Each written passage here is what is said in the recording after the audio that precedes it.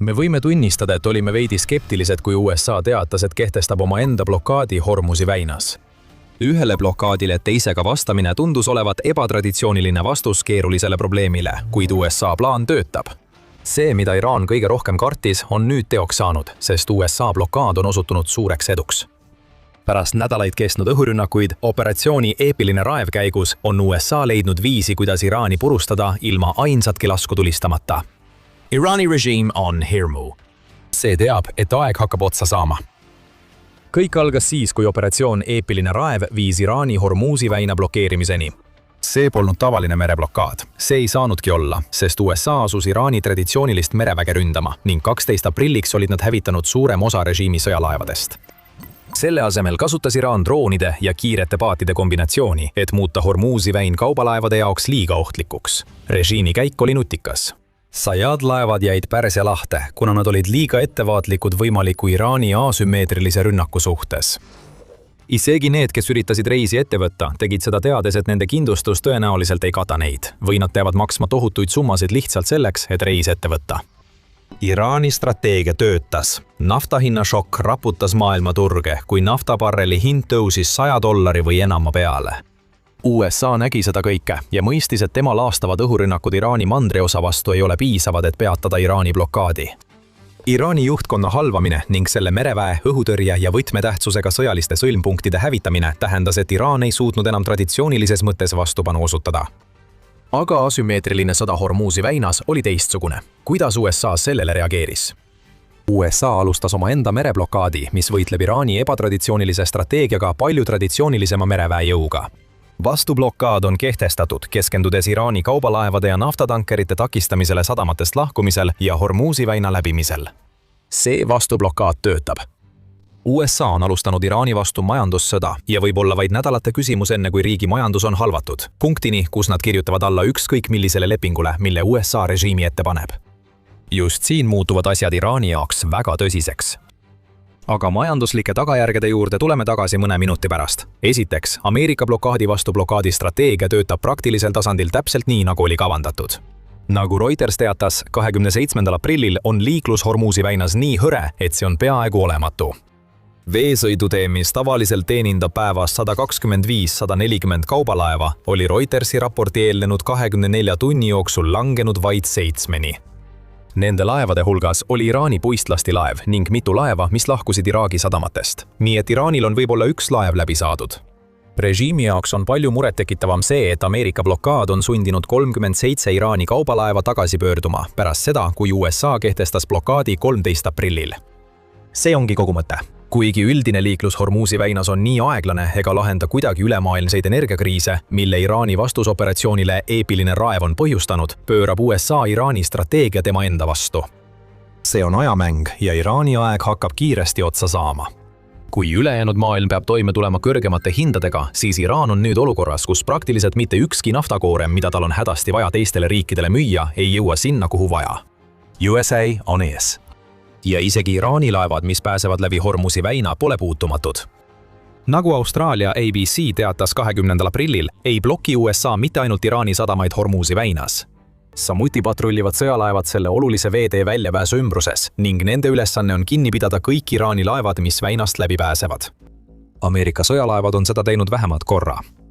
USA president Donald Trump kiitis isegi seda kinnipidamist öeldes, meie mereväe laevad peatasid nad otsekohe, lastes mootoriruumi augu, kirjeldades, kuidas USA peatas Iraani lipu all sõitvat Uska väinast välja sõitmast. Tõenäoliselt on pärast seda olnud veelgi rohkem kinnipidamisi. USA mereväe erru läinud kontradmiral Mark Montgomery ütleb, et USA on tõenäoliselt siiani peatanud 3 või 4 Iraani laeva ning iga üks neist võis vedada kuni 2 miljonit barrelit kütust, mis teeb kokku $200 miljonit väärt kaupa. See annab sulle aimu majanduslikust valust, mida Iraan selle blokaadi tõttu tunneb. Donald Trump on selgelt rahul nende tulemustega, mida USA saavutab selle operatsiooni Epic Fury viimases faasis. Kuigi habras vaherahu USA ja Iraani vahel kehtib endiselt, näib Donald Trump nüüd nägevat USA blokaadi kui võtmetegurit, millega saada kõik, mida ta soovib Lahe regiooni konfliktist. 29. aprilli raportis ütles Bloomberg, et Donald Trump on kuulutanud Iraani Ameerika blokaadi tulemusena kokkuvarisemas olevaks. Iraanil hakkab nafta ladustamise ruum otsa saama, kuna nende laevad ei saa müüa, teatas hiljem USA rahandusminister Scott Bessent. Ta lisas, et Iraan peab peagi tootmist vähendama, mis avaldab selget mõju riigi sisemajandusele, mis oli juba enne USA sõjategevust pingelises olukorras. Survet avaldatakse. Trump näib nüüd olevat valmis sellest survest kasu lõikama nii kaua kui vaja. Wall Street Journali andmetel on Trump öelnud oma abilistele, et nad peaksid valmistuma USA pikaajaliseks Hormuzi väina blokaadiks. Otsustavat võitu, mida Ameerika võis oodata oma raevukast tulevihmast Iraanis, pole tulnud. Seega on nüüd eelistatud lähenemisviisiks majanduslik kurnamissõda. Trumpi administratsioon näib olevat jõudnud järeldusele, et Hormuzi väina blokaad on nüüd olemasolevatest valikutest kõige vähem riskantne. Ja see võib olla võtmeks, mis sunnib Iraani režiimi sõlmima USA'd rahuldava kokkuleppe. Kõik sõltub ajast ja survest.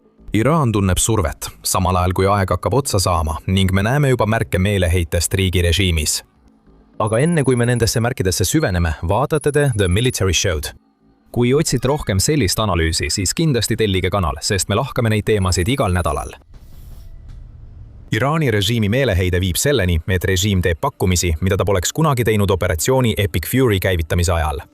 28. aprillil teatas Euronews, et Iraan on pakkunud oma enda Hormuzi väina blokaadi lõpetamist, kui USA viib oma laevad sealt ära. Iraan on lisanud tingimuse, et see näiliselt vastastikune samm tooks kaasa viivituse aruteludes riigi tuumaprogrammi üle. Tegelikult näeme siin esimesi märke Iraani režiimi pingetest. Iraani juhid teavad, et USA blokaad teeb neile rohkem kahju, kui nad kunagi arvasid võimalik olevat. Trumpi märguanne, et on valmis seda blokaadi hoidma nii kaua kui vaja, on saatnud Iraani režiimi keerisesse, sest nad teavad, et nad ei suuda taluda palju rohkemat majanduslikku survet, mida neile avaldatakse.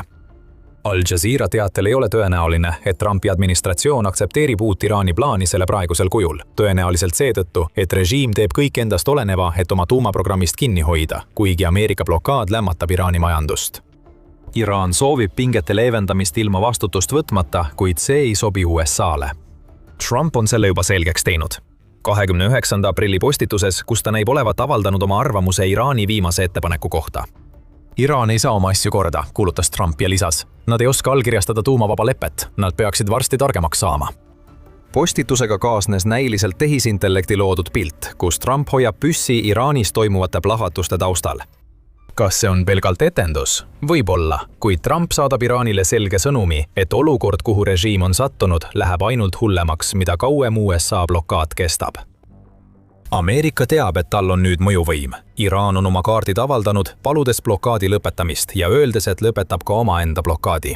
Ja isegi kui nafta hind tõusis 29. aprillil üle $119 barreli kohta, ei näita Trump mingit märki, et ta kavatseks Iraanile nende nõudmistes järele anda. Hormuzi blokaad jääb jõusse, miks see ei peaks? Tõusvad naftahinnad võivad olla probleemiks laheäärsetele riikidele ja paljudele väljaspool USA'd, kuid Ameerika blokaad maksab Iraanile midagi väga olulist. $135 miljonit päevas ekspordituludena. See on eelkõige see mõjuvõim, mis USA'l praegu Iraani üle on, ning kõige olulisem märk sellest, et Ameerika Hormuzi blokaad töötab täpselt nii, nagu oli kavandatud. Praegune eesmärk ei ole režiimi purustada. Eesmärk on halvatada Iraani majandus nii, et režiim muutub jõuetuks ja on sunnitud nõustuma kõigega, mida USA temalt nõuab. Ja Iraani režiimi jaoks võib varitseda veelgi sügavam probleem kui Ameerikale allumine. Pea meeles, et just majandusprobleemid põhjustasid protestid, mis omakorda kaudselt viisid USA rünnakuni Iraani vastu. Režiim muutub nõrgemaks ja võib peagi silmitsi seista oma enda territooriumil eskalatsiooniga, millega ta pole valmis toime tulema, kui ta ei suuda lahendada praegust majanduskriisi. Selle juurde tuleme tagasi pärast seda, kui oleme lähemalt vaadanud, kui halvaks Iraani majanduslik olukord tegelikult muutub. Praegu on Iraani režiim justkui vahepealses seisundis. Asümmeetrilised taktikad, mille abil Iraan lootis Hormuzi väinas USA'le survet avaldada, on nüüd tema enda vastu pööratud. Ja kogu see surve langeb nüüd tagasi kogu režiimi õlgadele. Sõjaliselt pole Iraanil siit edasi enam eriti midagi teha. Riigi sõjaline infrastruktuur on juba purustatud, seega kõik rünnakud, mida ta USA vastu korraldab, on üksikud. Need rikuksid ka USA ja Iraani vahelise relvarahu, mis tõenäoliselt tooks kaasa rohkem õhurünnakuid, kuna Ameerika laevad hoiavad blokaadi. Rünnakule minek viib Iraani vihma käest räästa alla.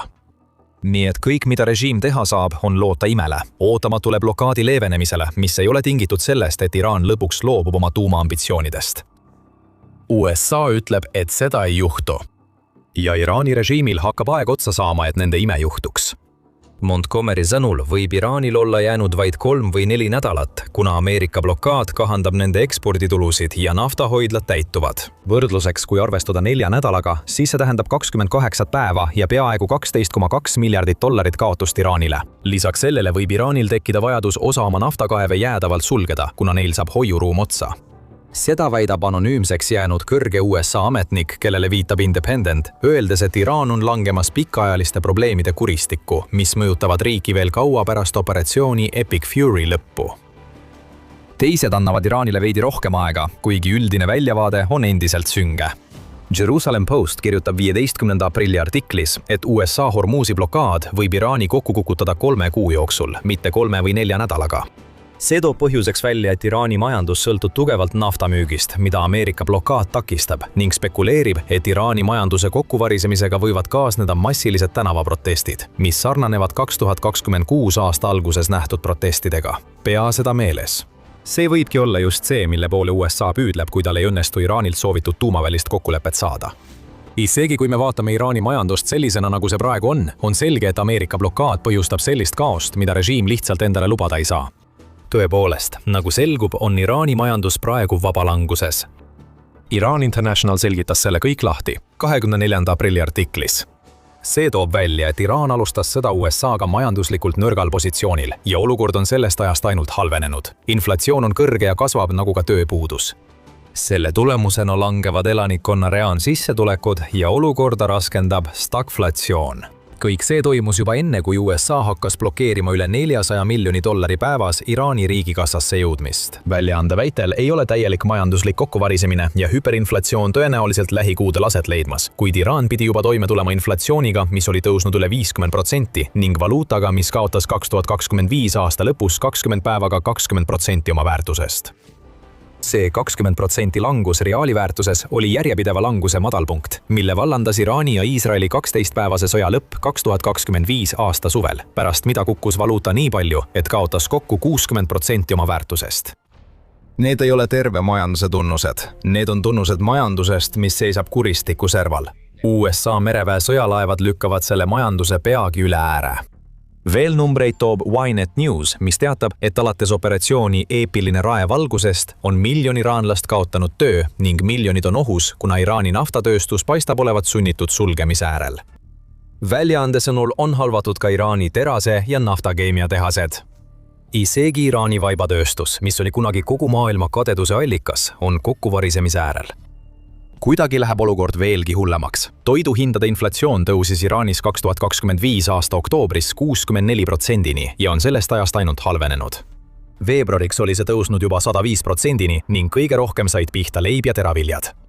Ajavahemikus märts 2025 kuni märts 2026 on nende 2 põhitoiduaine hinnad tõusnud, üks 140%. Iraanis oli juba rahulolematu elanikkond. Toiduhindade tõstmine nii kõrgele, et see muutub kättesaamatuks, eriti olukorras, kus miljonid inimesed kaotavad või on kaotamas oma töökohti, muudab olukorra ainult hullemaks. Rahvusvaheline valuutafond prognoosib, et Iraani majandus kahaneb 2026 aastal 6,1% ning inflatsioon jõuab aasta lõpuks 68,9%-ni. Töötus läheneb 10%-le ja kasvab jätkuvalt. Valitsuse võlg moodustab nüüd peaaegu 40% Iraani sisemajanduse koguproduktist. USA blokaadi tõttu on 90% Iraani ülemaailmsest kaubandusest suletud, mis moodustab 70% riigi kogu eksporditulust, teatab CNBC.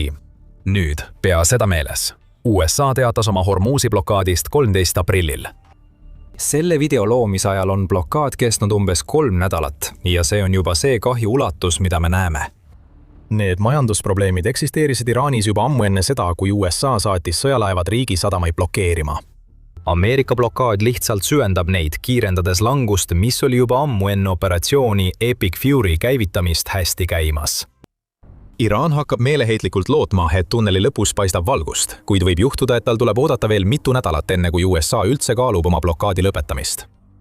Trump kohtub Hiina presidendi Xi Jinpingiga 14. mail. See visiit on esimene USA presidendi visiit Hiinasse viimase 10 jooksul ning on peaaegu kindel, et Hormuzi olukord on üks peamisi aruteluteemasid. Tõenäoliselt ei plaani USA enne visiidi lõppu oma blokaadis mingeid muudatusi teha. Trump teab, et Hormuzi olukord ei mõjuta Hiinat nii tõsiselt, kui see võiks. Pekingil on piisavalt naftavarusid ja ta ei sõltu Iraanist veeldatud maagaasi osas. Trump võib vaadata seda kohtumist kui mitteametlikku tähtaega Iraanile. USA ei taha enne Trumpi ja Xi kohtumist sõjalisi operatsioone uuesti alustada, seega hoiab ta blokaadi paigas, mis kurnab Iraani veelgi. See tähendab Iraanile veel umbes 2 nädalat kannatusi. Kui kaua suudab selle režiim veel vastu pidada? Ja kui asjad ei lähe Hiinas nii, nagu Trump soovib ning Iraan ei täida kokkulepet jäädes tuumavabaks, mis juhtub režiimiga siis, kui USA poolt kehtestatud majanduslikule pitsitusele lisandub uus õhurünnakute laine? Nendele küsimustele vastused sõltuvad sellest, kui jonnakas Iraani režiim praegusel hetkel olla soovib. Ideoloogiliselt võivad mõned režiimi liikmed isegi pooldada Ameerika tuumanõudmiste jätkuvat tagasilükkamist. Nad ütlevad, et Iraan võib USA'd lihtsalt üle oodata, tõenäoliselt sellepärast, et nad ise ei kuulu nende miljonite inimeste hulka, keda majanduslik must auk, millesse USA riiki paiskab, halvab. Aga see tekitab lihtsalt uue probleemi ja see on probleem, mida USA näeb väga hea meelega. Varem mainisime detsembri ja jaanuari proteste, mille vallandasid Iraani majandusprobleemid. Režiim suutis need protestid maha suruda, tappes selle käigus tõenäoliselt umbes 30 000 inimest, teatab The Guardian. Need, kes kord juba üles tõusid, võivad olla valmis uuesti tõusma, eriti kuna mitmed tegurid mängivad nende kasuks. Režiimi on nõrgestanud. Ameerika õhurünnakud, majandusprobleemid, mis algselt protestideni viisid, ainult süvenevad ning muutuvad katastroofiliseks, kui USA jätkab oma Hormuzi blokaadi. Võib-olla see ongi USA tegelik plaan. Lõppude lõpuks on Trump varem kutsunud Iraani rahvast üles oma režiimi vastu tõusma. USA võib Hormuzi blokaadiga selleks pinnast ette valmistada. Iraani režiim on sattunud 2 tule vahele. See, kas loobub oma tuumaambitsioonidest, et blokaad lõpetatakse ja jääks ellujäämislootus või jääb jonnakaks ning Iraan vajub majanduslikku hävingusse, mis viib kaasa kogu rahva, kui nad ei tõuse üles ega hakka mässama. See, mida Iraani režiim kõige rohkem kartis, on juhtumas. Ilma veel üht lasku tegemata on USA seadnud end täiuslikku positsiooni, et sundida režiimi muutust või suruda läbi kokkulepe Iraani tuumaambitsioonide osas. Ja kui USA peabki Iraani uuesti ründama, on ka see osa võrrandist kaetud. Me juba teame tuhandetest õhurünnakutest, mis on Iraani sõjaväge halvanud.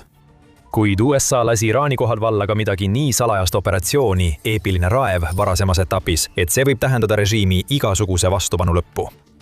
Saate teada, mida USA Iraani saatis ja mida ta võiks uuesti saata, kui Iraan koostööd ei tee, vaadates meie videot.